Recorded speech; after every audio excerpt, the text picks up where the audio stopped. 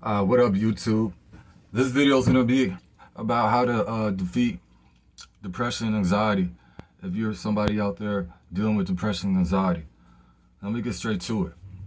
Now, when it comes to depression and anxiety, first you want to make sure whether or not you're empathetic, you're an empath or not.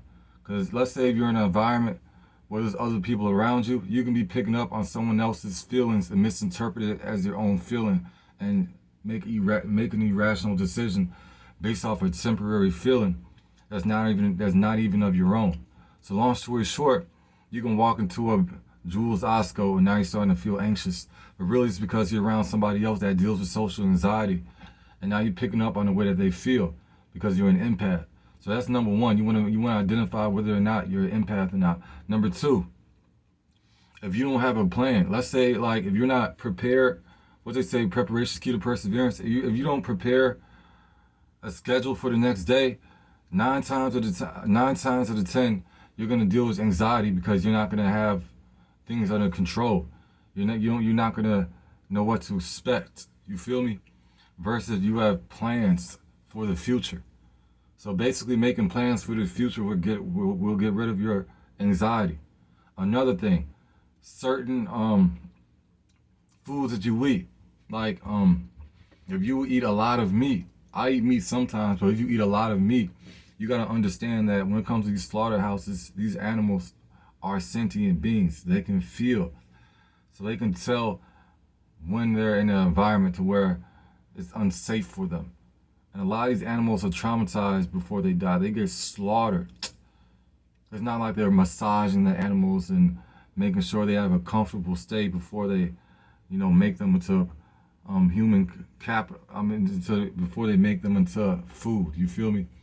So long story short, if you eat a lot of meat, that can contribute to your anxiety.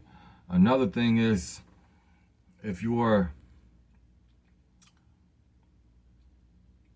dealing with somebody that has control over your life. If you don't have control of your reality, then you're naturally gonna battle with anxiety and things of that nature because you don't have any control over your life. So that should just be like common sense. But I'm not gonna make any assumptions because I don't want to be rude, and. But for the most part, your anxiety can come from not having control over your life.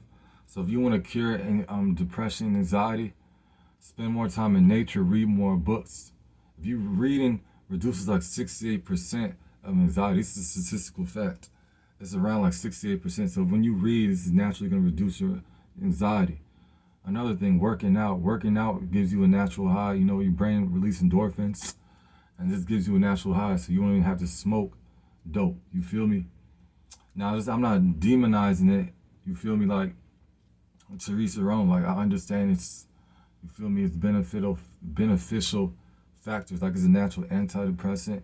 It decalcifies the pineal gland. So I understand, when it comes to marijuana, why people smoke it. I smoke it sometimes, but I don't overdo it. And if I was you, I wouldn't overindulge within smoking too much marijuana. It can affect your memory, and it can increase your estrogen levels to where now it's like you finding it harder. You're finding yourself. You're finding it hard for you to stay motivated or self-motivated, let's say doing a workout, because you're just so tired or you just can't find the energy. Another thing, eating a lot of fruits and vegetables. Vegetables and fruits will naturally make you feel better, more optimistic, and it'll make you more energized. And this is kind of, in my opinion, common knowledge, but I don't really know. Like I said, I've seen people talk about it on the internet. I personally actually incorporate a lot of fruits. I'm damn near a fruitarian. I eat a lot of fruits and vegetables, so I'm speaking from experience. It helps a lot. Another thing, having healthy relationships, being able to converse with somebody that understands you. If y'all share mutual understanding, you both can have a healthier interaction with each other, and this will naturally reduce your anxiety because you're in the moment. And this is going to lead to, the final way of removing depression and anxiety. Living in the moment, experiencing things. When you're experiencing something, you're not going to be able to notice anxiety or depression because you're going to be too busy living in the moment. This is why you want to do something that you're genuinely interested in.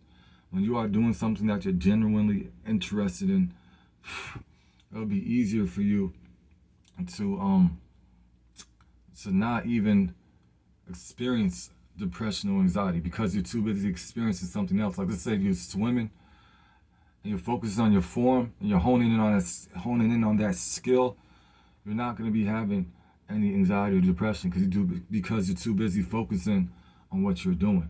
So that's the last thing, basically, is experiencing something.